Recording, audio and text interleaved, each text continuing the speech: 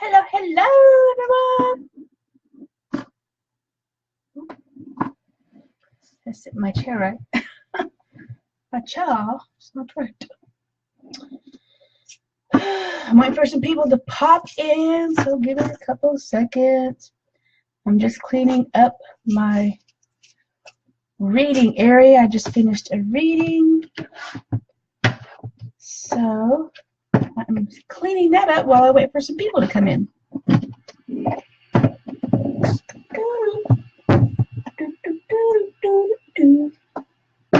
I've been singing Sanford and Sons for some reason today. Today is the song of the day, Sanford and Sons. Don't know why.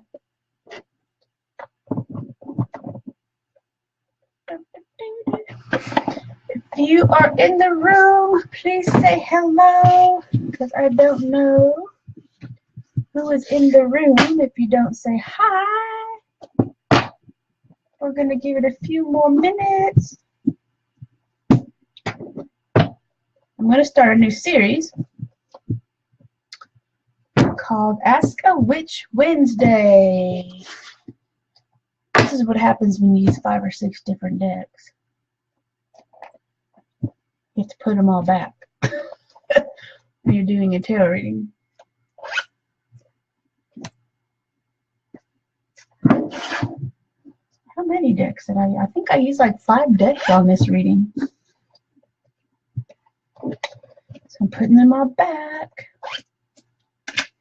I'm hoping that we'll have some people in here. I am hoping.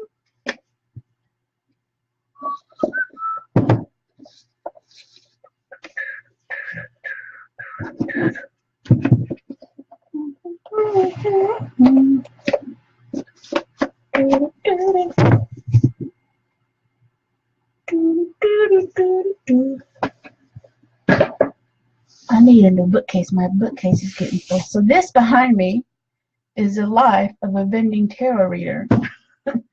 All of my, when I go read tarot and vend, everything that I have is in there. And I just finished this weekend, well, not this past weekend, but finished a couple weekends ago and never unpacked it yet because I have to do inventory.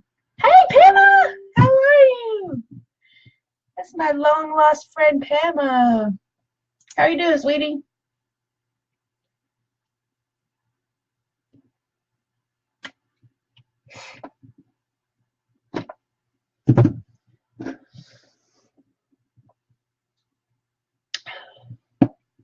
How is it going, Pamela? Things getting any better for you over there? It is now 9 o'clock. I'm in Austin, Texas. So I am on Central Time, so it is 9 o'clock here. Oh, well, go take some rest. Go lay down and drink some hot tea. Chamomile tea or ginger tea will help you.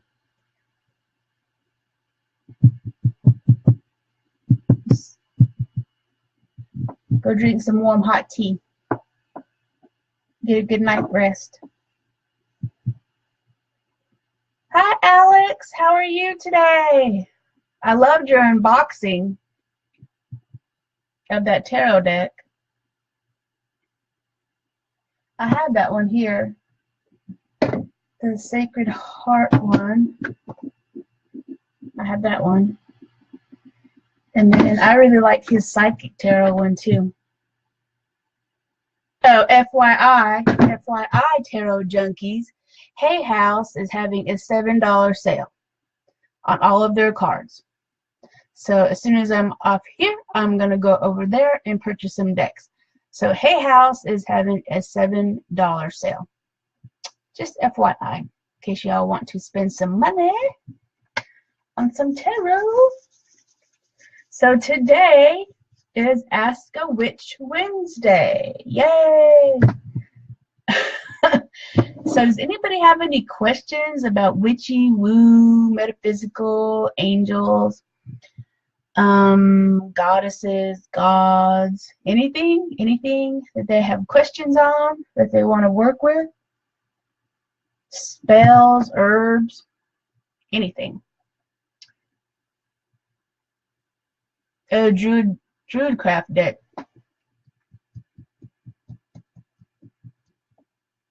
I'm looking because I could have sworn I just had that one. Hold on. If I don't fall off my chair. Yeah, this one. The Druid. This is the book that comes with it. Yeah, that's a cool deck. I should have done an unboxing of the Raven one I just got. I don't know why I didn't think about that. Oh, thank you, Andrea. And the reason why... Hello, Andrea, how are you? Yes, you should. The reason why I hardly ever do unboxings is because I have no patience. And as soon as I get a deck, I want to open it and go through it. But I'll show you pictures of the Raven one. And I have a deck coming tomorrow. It's called the Vice Versa. It's a pretty cool deck. But like I said, if you guys want to pick up some more decks, Hay House is having a $7 sale on all their decks. So this is the Raven deck, since we're talking about tarot. Wednesday is Ask a Wish Wednesday, so it is pretty much free for all. Whatever you want to ask me, ask me. So I have hiccups. And we'll talk about it. Hi, Nisha! So this is the Raven Tarot that I just got. It's pretty interesting. This is the Fool.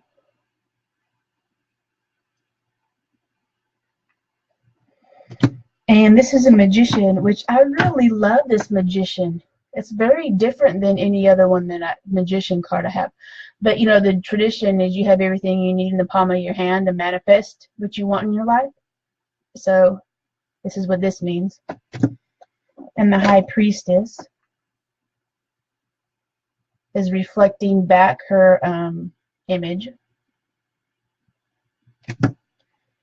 The Empress. So yeah, it's a very different take on stuff. The Emperor.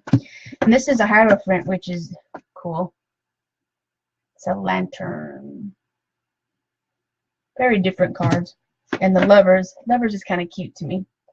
Two little reindeer or whatever they are.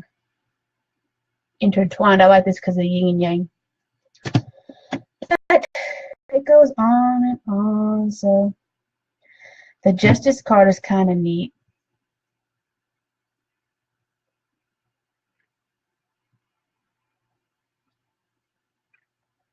So yeah, that was the Raven. Does anybody have, before they buy a deck, do they have a card in the deck that they must resonate with? For me, it is the, well, I've got several, but for me, it is the High Priestess. I have to resonate with that one. And the Death card. I have to resonate with that one. And the Death card is this one. It's a pretty cool deck. It's different, but it's pretty simple, though. It's different, though. Ten of Coins. The Ten of Coins is pretty. It's flowers. All flowers. And the Devil. Yeah, the Devil card. I love the Devil card, too. Devil card is a must. I love the Devil card. People freak out over the Devil card, Tower card, and the Death card. I don't. I love them. Ooh, Ace of Swords. Right, and now, remember we talked about how the Magician has the power in all of his hands. This is the Ace of Swords. So this is the power of you putting your thoughts out into the universe and letting them go. It's pretty cool. So what is on... Ooh, look at the Three of Swords. Eek. That one's kind of brutal. Usually it's the heart. So what is on everybody's mind? What is... Do you have any questions?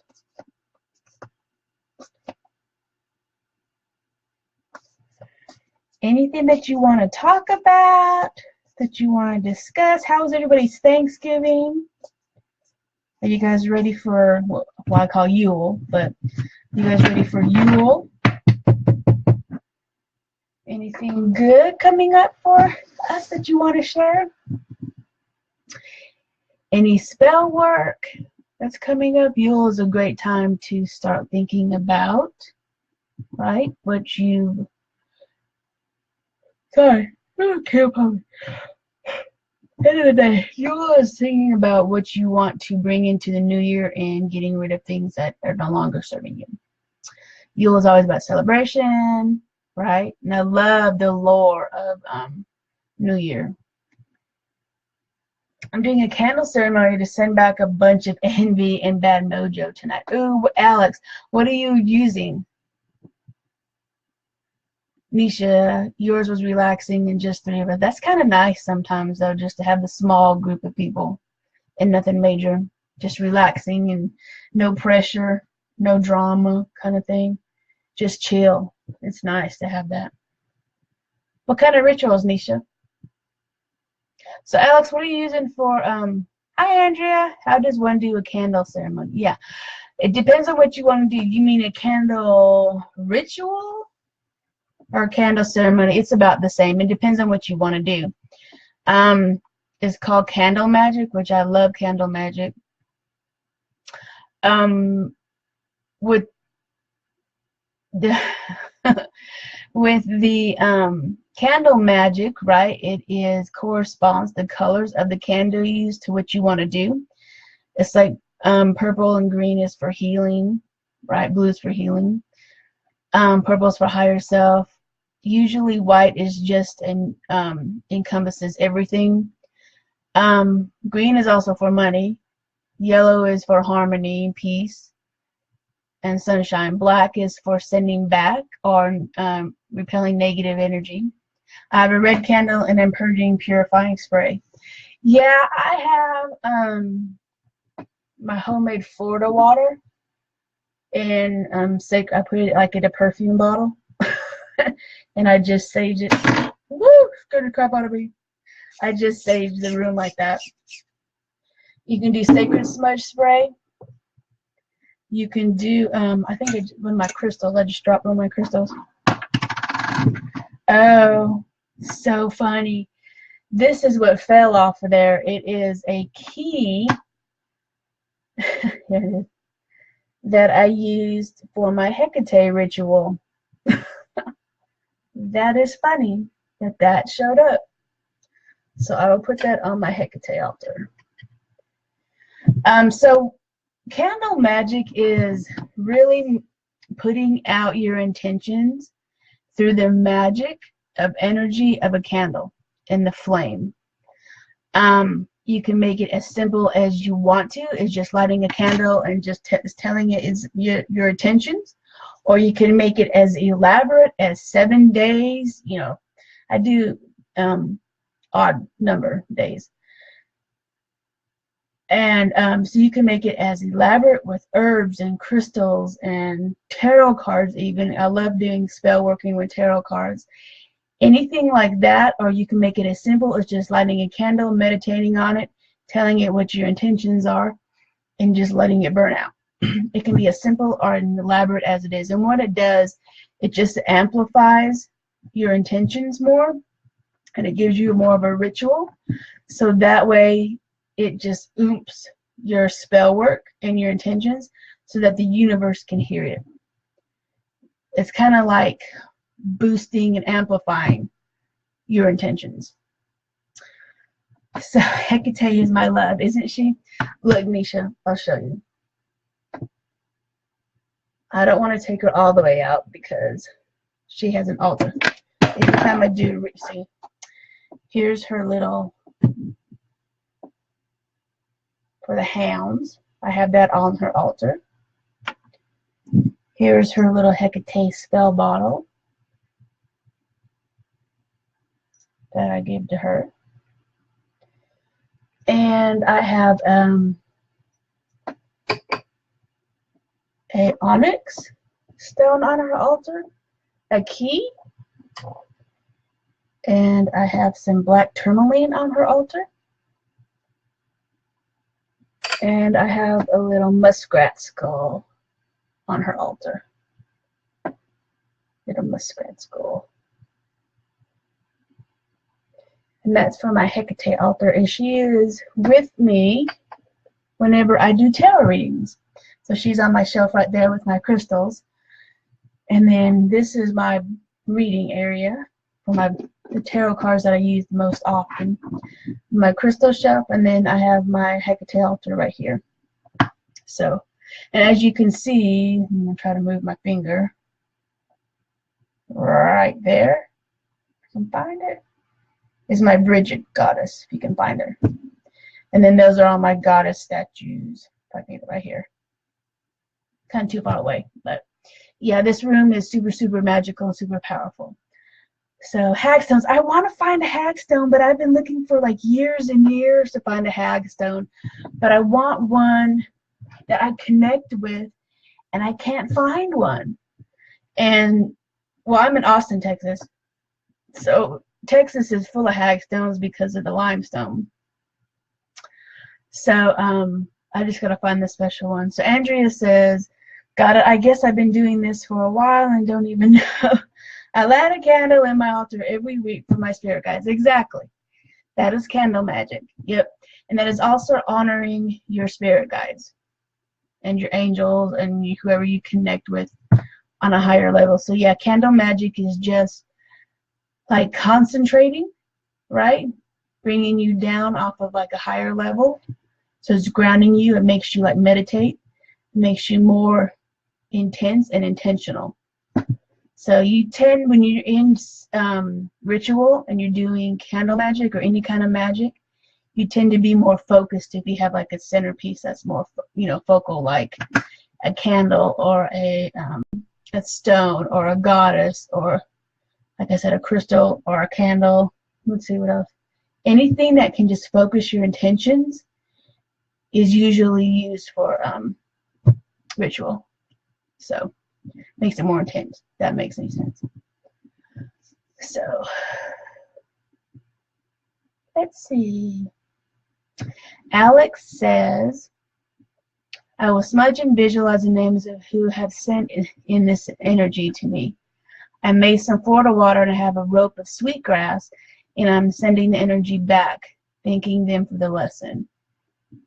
And it will just be tonight, and we'll let the candle burn out. So what kind of like negative stuff? And I assume you know who it is, right? And here's the thing with that. I should have bought my drink because the incense is bothering me. People are quick to do binding spells, and binding spell is not my go-to spell. When people are having issues like that, I'm loving to say, like, hey, I know, Nisha. I'm going to be spending some money at Hay House.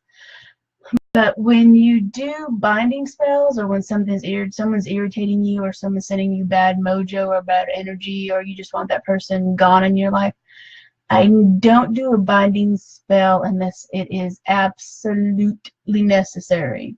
I always do different types of spells, like freezer spells, or return to sender spells, or mirror spells, or sweet jar or honey jar spells, because I don't want anything bad to happen to that person, because I believe in karma kind of thing. I just want to send them away from my circle, my space. Go somewhere else. Go find a job somewhere else. Hopefully, or your house will sell, go move somewhere else, or you'll find some better friends, or whatever it is. I'll tell them that I just want to go away first before I do a binding spell. Because once you do a binding spell, that's pretty permanent. That's major stuff. But I'm not saying there's not a time for that, and there's not a need for that. But I usually don't go to a binding spell on my very first spell. Not my very first, hey, you pissed me off kind of thing. I'll do some other stuff before I go to a binding spell. If I have to do a binding spell on you, I'm pretty much done completely with you in my life, and I don't ever want to see you in this life or in the next life or in the life after that. So you gotta be, I gotta be pretty much done with you. You gotta pretty much, you know, kill my dog in order for me to do a binding spell. So there's other ways to do it. You gotta look at things differently first before you go straight to those kind of spells, at least for me. So has anybody done any kind of spell work?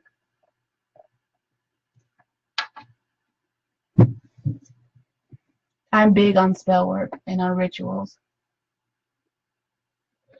Big on rituals and spell. Oh my gosh, it's 9:23. So what is like one of my favorite spells to do? No, but I want to learn spell work is I've done a coffin spell. Yes, coffin spells are amazing. I do know who it is, and it is 3 people.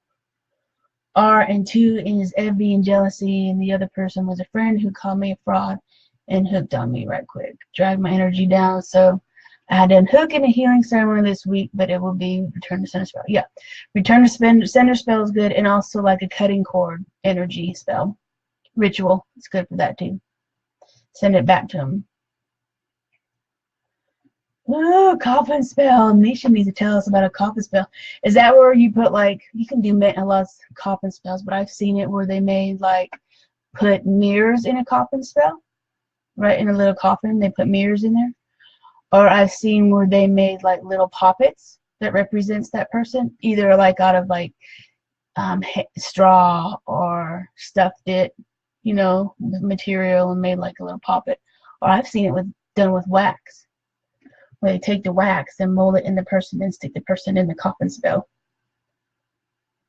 It's pretty interesting. I've seen them do all kinds of, and I've also seen it where they do, but this is some serious stuff, where they do what I call a vinegar spell in a vinegar jar. Instead of, I'll show you my honey jar. This is my honey jar for prosperity.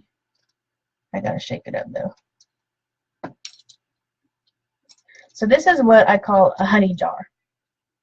And this is my honey jar for prosperity. So it has honey in it, local honey, unfiltered, and has all kinds of herbs and resins and glitter that corresponds with money and prosperity. Okay? I need to shake it up though. It's getting kind of stuck, which is probably why that's kind of stuck. There it goes, moving. There it goes. That's the bottom of it. And you can reheat it. It's made out of honey, so you can just reheat if it gets kind of solid. But I had another one. It's made out of corn syrup. I put it somewhere else. But that is to sweeten what you want. You can make it out of sugar, molasses, corn syrup, anything to sweeten stuff up, so it'll attract you. Now, a vinegar jar spell is to repel something, to get rid of it. You make that jar so nasty and disgusting, the contents in it, that it repels that person. That person doesn't want to be near you. So that's the difference between sweetening and, here it is, sweetening and, here's a book that I recommend. Sweetening and vinegar jars spells. So Nisha says, I put a mirror, pop it, graveyard dirt from my uncle. Oh, good. Also added some items that were allergic to, close it, and then burned a black candle over it to seal it with the nameless person in it. Awesome. I've also heard that if you do that, like if the coffin is like made out of paper, because sometimes around Halloween you can get those little crafty coffin shaped paper, machete paper, or whatever they are, looking coffins for decorations, that you seal all that up and then you burn it, like in a fire or something. But if you guys are interested in honey and sugar spells, which I love, and some root work, I recommend this book, Hoodoo Honey and Sugar Spells. And I'll read the back for you. Sugar is the tamer of the world, the wildest beast, the worst beast. It will tame any of them. The sugar will sweeten the mind of anybody. Yep. Hoodoo, honey, and sugar spells take you on a journey through the sweet side of conjure, including classic recipes and instructions, as well as 100 contemporary questions and answers. This book is the most complete compendium of sweetening spells in the world. Compendium. So yeah, it's got all kinds of cool stuff in it. Herbs and roots, grimoires,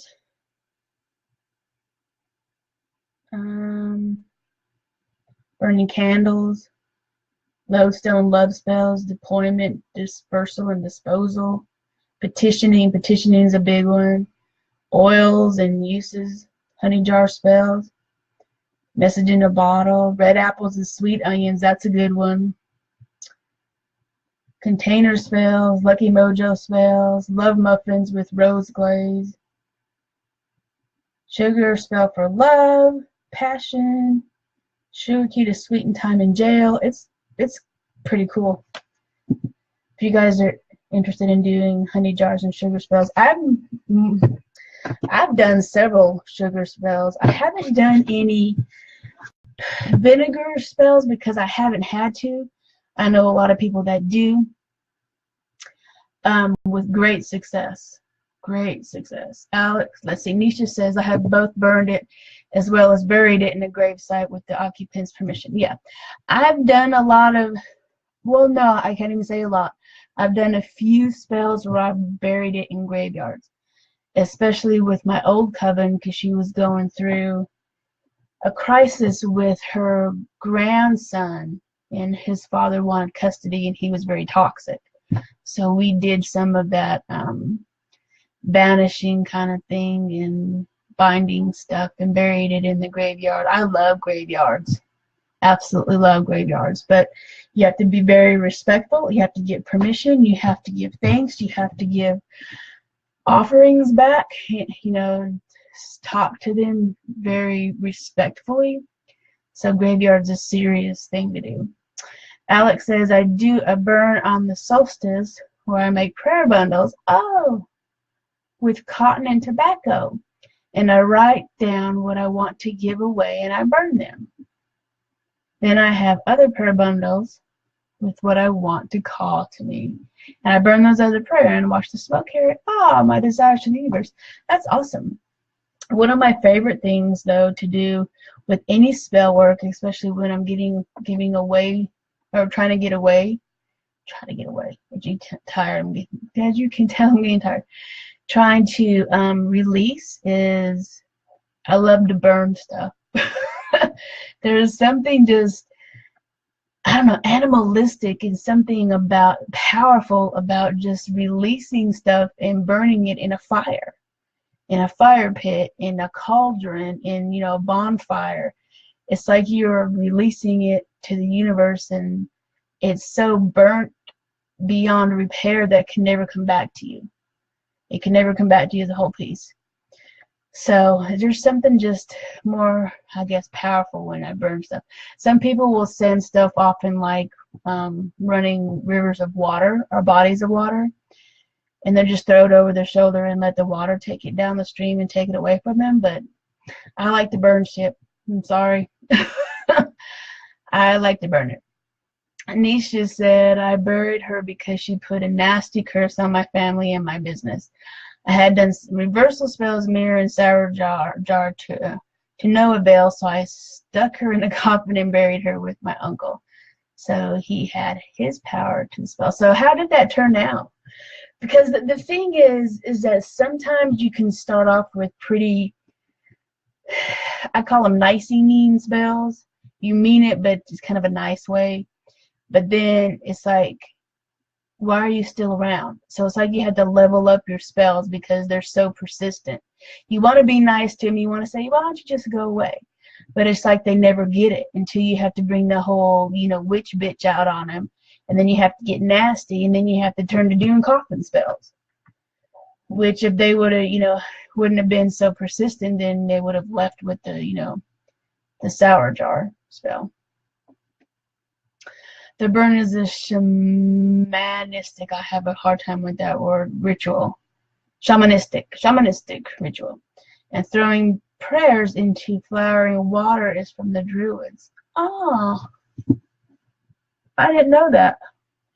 And I love Druids. But I've never heard of throwing prayers into flowering water. Like, oh, flowing water. Sorry, I thought I said flowering. Yeah, flowing water. That's why I like, you know, I've heard it because the Druids do it, and I'm a big Druid person. But I guess it's all what resonates with you. And some people bury them, your spells, in the dirt, you know, off of your property. Some people will bury them in the sand. Some people burn them. Some people tear them up. Some people, you know, do whatever they do that feels right to them. For me, it's burning. I love rituals and I love to burn shit. So I miss having a fireplace because, I mean, I have a cauldron that I burn stuff in, but I just like the roaring sound of a fire and just watching shit burn and just go up in flames in the fireplace. So I miss that sometimes. But I'm in Austin, so there's really no use in having a fireplace because it doesn't really get that hot here. So I have a book. I don't know where my Druidism book is at. I have tons of them.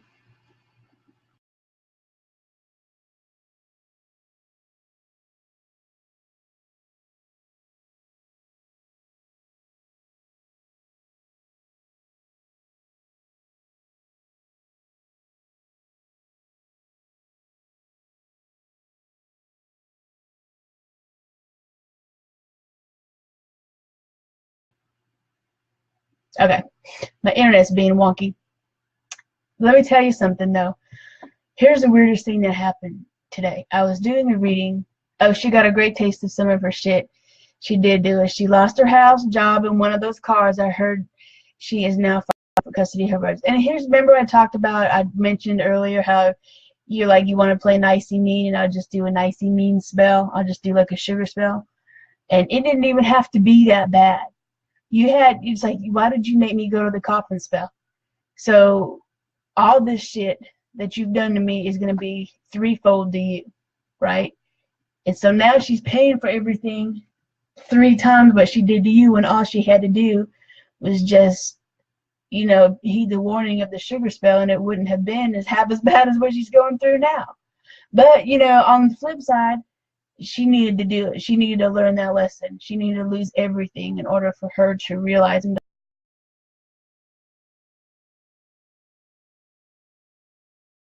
in order to do that, sometimes you have to hit rock bottom and you have to get down.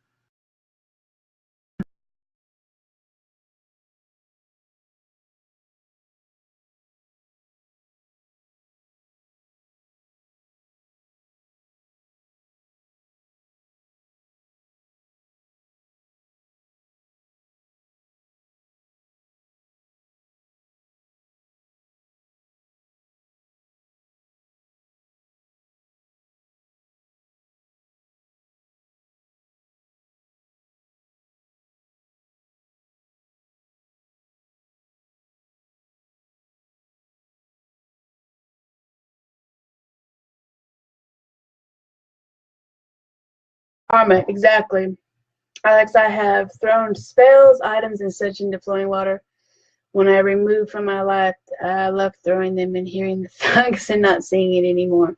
I walk away and don't look back. Exactly. It's like the old, what is it? Biblical story of salt. And Sodom and Gomorrah, and where it tells him not to look back at his wife. It turns into a pillar of salt. You throw that stuff over your shoulder and you don't look back. Keep on moving. So before my internet got all wanky, so I was doing a reading for a client before I came on here, and we were doing, hold on, bye, love you too, see you later. Blair's going out to a concert. But so I was doing spirit work with her, and I was ancestor work in this room. And this room is intense because I do a lot of rituals in here and a lot of readings. This is my metaphysical room. The energy is off the chain here. And so her sister was coming through, and we were just sitting there bringing in messages from her sister. And I heard this knock at the door on my metaphysical room door. And I thought it was my boyfriend Blair saying, you know, hey, I need to come in, because he knows not to come in when I'm doing reading. And so I ignored it, but it was like knock, knock, knock, knock, knock. And I was like, you can't come in here. I'm reading. And so I just ignored it because I was doing a reading. And so when I was done, I went out there and I said, hey, Blair, you know, were you knocking on the door? And he was like, no, I've been playing my video game. It wasn't me. So some spirit came through and was knocking on my door. Freaked me out. Freaked me out. And I was like, that's just weird. That's odd. Because usually they'll come in through like my higher self and I have to channel them in. I've never had it physically do something like that. Not physical in this sense of the world, in this plane. I've never had them physically actually like move stuff. Not to me. Not for me. I've witnessed it, but it's never been like through me like that. So it would just, I was like, well, I guess that's your confirmation right there. So it was just weird because Blair was like, wasn't me. I was playing video games. And it's just me and Blair who lives in the house. So we don't have any kids. So it was just weird. Just weird. So watch out for that kind of stuff when you do rituals, you do spirit works. Watch out for spiritual workings, because that little stuff like that will show up. And if you're not aware of it, then it's gonna pass you by. So just be aware of that kind of little taps, knocks, little chatter. That's your confirmation that you're speaking to spirit. So, and the other side. So it was wonderful. It was awesome. It was cool. So all right, it is 9:40 here, so I need to get ready for bed. Just a tip for you guys, if you want to do some lucid dreaming or connect to spirit while you're dreaming, drink a cup of mugwort hot tea before you go to bed. Mugwort is used for divination, for meditation, and get some lucid dreaming going on, and to open up your sixth sense and expand your mind a little bit. So you can also smoke it if you wanted to, but I can't do it. I like the hot tea better. So if you have some mugwort, I've got some fresh mugwort that my witch circle sister gave to me. So if you can, get the dried one, right? And just drink a hot cup of mugwort tea tonight if you feel like talking to the spirits and doing some lucid dreaming. Take lots of notes if you decide to do that, because I would like to hear back from you how that worked out. So does anybody have any questions before I close out and let you guys go with light and love and all that good stuff? I'm going to sit around for a little bit, see if you guys have any questions. I kind of like this. Do you guys like this Ask a Witch Wednesday? It's kind of fun. What do y'all think about it? Should we keep doing it? Ask a Witch Wednesday? Would you use mug for? Yes. Especially when I'm doing intense readings like ancestor work or spirit work, I do use mugwort. Yep. I will have, usually, you know, you hear people do tea and tarot, right? I do a hot cup of mugwort tea, and it helps you connect to spirit, and it helps you with divination. Maybe, oh yeah, Zoom meeting. You think we should do a Zoom meeting instead of live? I could do that. We could do that. A Zoom meeting, we'll try that next week. I'll send out a link, and then that way we can actually hear each other talk. And here's the thing about Zoom meetings. I don't want you all to be afraid to not go on there because you're like, oh, I don't want to be on camera. My website is called Tea and Transformation Studio. Yeah, see? You can go into the Zoom meeting without being on camera. So, you know, don't be afraid of that.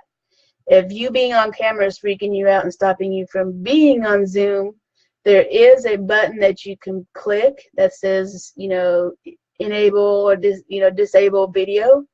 So that way we don't see you. That way we can just hear you, or you can even mute yourself. You know, it has a lot of options, but it's still there for you if you want to come join us live, and you can see everybody else and talk to everybody else. So maybe, yeah, maybe next time we'll do Zoom. But I kind of like this. I kind of like this Q&A and, you know, Ask a Witch Wednesday.